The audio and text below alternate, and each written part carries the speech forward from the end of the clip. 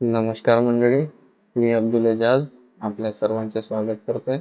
आजच्या व्हिडिओमध्ये आपण बघणार आहोत तालुका स्तरावरून युविंग पोर्टलमधील जे रिपोर्ट्स असतात त्याचे रिपोर्ट्स बघायचे कसे आणि त्याचा अभ्यास कसा करायचा आणि मॉनिटरिंग करण्याकरिता त्या रिपोर्ट्सचा वापर कसा करायचा या संदर्भात आज आपण चर्चा करणार आहोत. तर चला आपण या ठिकाणी बघू शकतोय की इथे आपण एक तालुक्याची ID लॉग इन केलेली आहे. लॉग इन केल्यानंतर इथे आपल्याला तपासून घ्यायचं की आपल्या तालुक्याची ID लॉग इन केलेली आहे. त्यानंतर इथं डाव्या बाजूला आपल्याला UIP रिपोर्ट्स हा एक टॅब दिसते, हा एक पर्याय दिसते. या पर्यायावर आपल्याला स्पर्श करायचा आहे. इथे स्पर्श केल्यानंतर हा जो पेज आहे हा ओपन होईल आणि या पेजमध्ये युविंग पोर्टलमध्ये जेवढे काही रिपोर्ट जनरेट होतात, तयार होतात, ते सर्व रिपोर्ट्स आपल्याला या ठिकाणी बघायला मिळतात. ठीक आहे. आज आपण या व्हिडिओमध्ये रजिस्ट्रेशन संदर्भात चर्चा करणार आहोत. रजिस्ट्रेशन वाला रिपोर्ट कसं बघायचं, त्याचा अभ्यास कसा करायचा आणि मग त्याचा वापर कसा करायचा आणि त्यानुसार मॉनिटरिंग कशा पद्धतीने करता येईल या संदर्भात आपण चर्चा करूया. इथं आपण रजिस्ट्रेशनवर क्लिक केलं तर सर्वात आधी आपल्याला इथं 3 पर्याय मिळतात.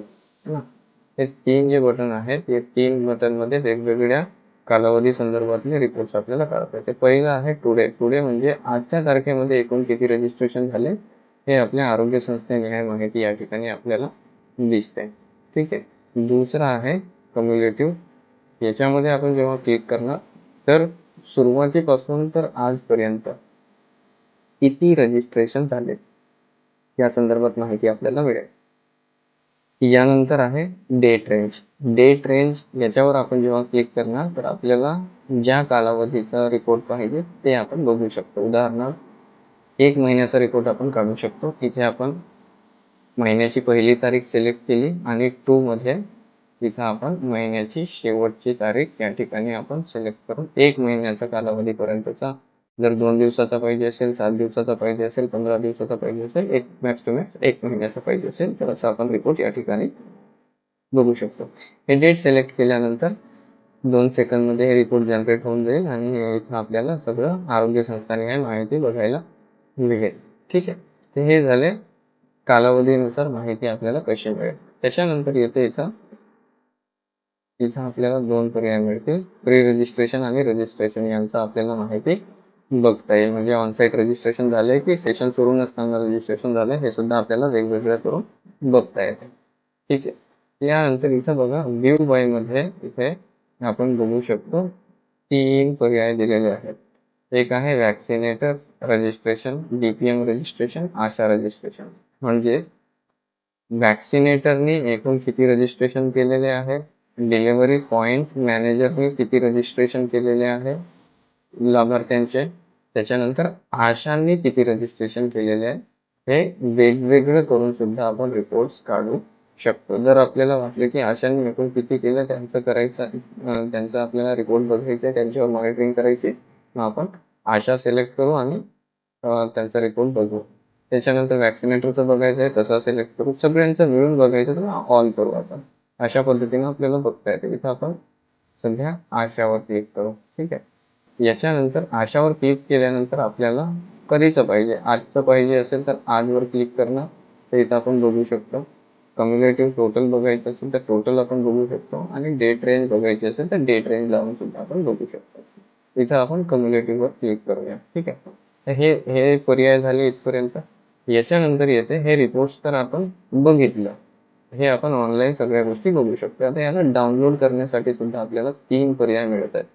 एक आहे पहिला डाउनलोड. डाउनलोड या बटनवर क्लिक केलं तर आरोग्य संस्था निहाय म्हणजे PSCRS निहाय माहिती या ठिकाणी आपल्याला मिळेल. Download by delivery point oblique session site म्हणजे सत्र स्थळानुसार, म्हणजे ज्या ठिकाणी लसीकरण होते त्या ठिकाणाच्या नावानुसार माहिती पाहिजे असेल तर इथून मिळेल.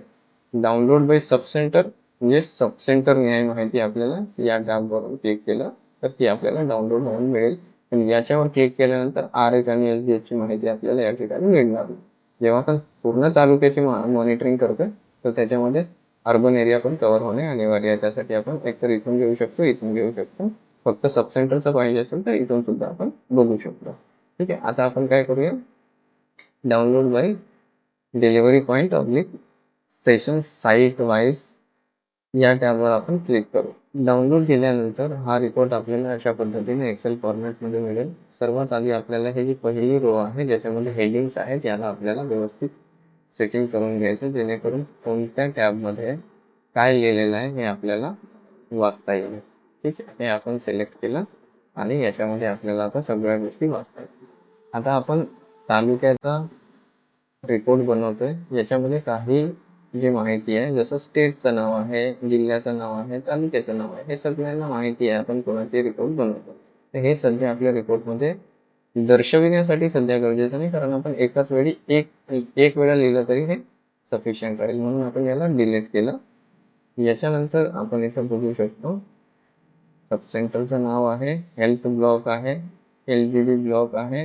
ही माहिती आपल्याला सध्या स्थितीमध्ये दाखवायची नाही, म्हणून आपण काय केलं, इथं याला हे केलं आणि इथे स्टेशन साईट नाव आहे. मग हे कोणी केलं रजिस्ट्रेशन हे आपल्याला बघता येईल. आशाने केलं की ANM ने केलं हे सुद्धा आपल्याला या ठिकाणी बघता येईल. पण इथं या ठिकाणी सर्व आशांचाच रिपोर्ट आपण केलेले म्हणून वरती हेडिंग मध्ये आपण लिहू शकतो. याला सुद्धा आपण डिलीट केलं. आता आपण याला रीड करूया. काय हे पहिलं आरोग्य संस्थेचे नाव आहे, त्याच्यानंतर सब सेंटरचे नाव आहे, त्याच्यानंतर सेशन साईटचं नाव आहे. यानंतर बघू शकतो आपण number of pregnant women registered new. ANC चे नवीन लाभार्थ्यांचे किती नवीन रजिस्ट्रेशन झालेत आणि ते कोणी केलेत हे या ठिकाणी आपल्याला दिसते sub centre wise. Number of pregnant women tag already registered, ज्यांचं रजिस्ट्रेशन ऑलरेडी होतं त्यांना सिटीजन म्हणून होते, त्यांना प्रेग्नेंट वुमेन म्हणून टॅग केले असे किती लाभार्थी. त्याच्यानंतर नंबर ऑफ इन्फंट्स 0 ते 1 वर्षवाले लाभार्थ्यांचं किती रजिस्ट्रेशन झालं सब सेंटरने आहे किंवा सत्रस्थळाने आहे. त्याच्यानंतर 1 वर्षापेक्षा वरील 5 वर्षापर्यंतचे लाभार्थ्यांचं किती रजिस्ट्रेशन झालं. नंबर ऑफ अडोलेसंट रजिस्टर्ड म्हणजे किशोरवयीनचं किती रजिस्ट्रेशन झालं हे सुद्धा आपण बघू शकतो. यानंतर आपल्याला काय करायचं आहे की एक सत्रस्थळामध्ये एकूण किती लाभार्थ्यांचं रजिस्ट्रेशन झालं हे आपल्याला बघायचं. तर मग आपण काय करणार, या ठिकाणी सर्वांची बेरीज केली तर आपल्याला एक सत्रस्थळावरच्या रजिस्ट्रेशनची माहिती मिळते. तर मग यांची बेरीज आपण करणार. इथं हे इथपर्यंत कॉलम आणलाय ना, इथं आपण ऑटोसम केलं. ऑटोसम केल्यानंतर हे आले या सत्रस्थळाची टोटल आणि याला केलं आपण डबल क्लिक तर सर्वांची माहिती आपल्याला मिळेल. तर इथं आपण काय लिहिणार, टोटल रजिस्ट्रेशन. आपण ही माहिती लिहिली टोटल रजिस्ट्रेशन. आता आपल्याला बघायचं असेल की सर्वात कमी काम कोणाचं आहे हे आपल्याला बघायचंय, किंवा यांना आपल्याला फिल्टर द्यायचंय की कोणाचं कमी असेल तर त्याला लाल रंग देऊ. असं जर आपल्याला करायचं असेल तर आपण काय करू शकतो, कंडिशनल फॉर्मॅटिंग वर क्लिक करायचंय. इथं आपल्याला हे बघा कलर स्केल म्हणून एक पर्याय मिळेल. इथं पहिलाच पर्याय जे ग्रीन आणि हे दिसते याच्यावर आपल्याला क्लिक करायचं. इथं बघू शकतो आपण ज्यांच्याकडे जास्त रजिस्ट्रेशन ते थोडं ग्रीन मध्ये येईल, ज्यांच्याकडे खूपच कमी काम आहे ते लाल रंगामध्ये येईल आणि 0 असेल ते सुद्धा लाल रंग आणि जे मधात असतील ते पिवळ्या कलर मध्ये. असा आपला रिपोर्ट जनरेट होईल. मग आता आपण याला आणखी थोडासा मॉडिफाय करण्यासाठी इथं आपण कलर दिला आणि वरती एक आपण रो ऍड केलं. इथं आपण याला मर्ज केलं. इथं आपण लिहू शकतो, तालुक्याचं नाव पण आपल्याला लिहिता येते, block level registration done by ASHA. मग इथं आपल्याला डेट लिहायची, जे काही डेट आहे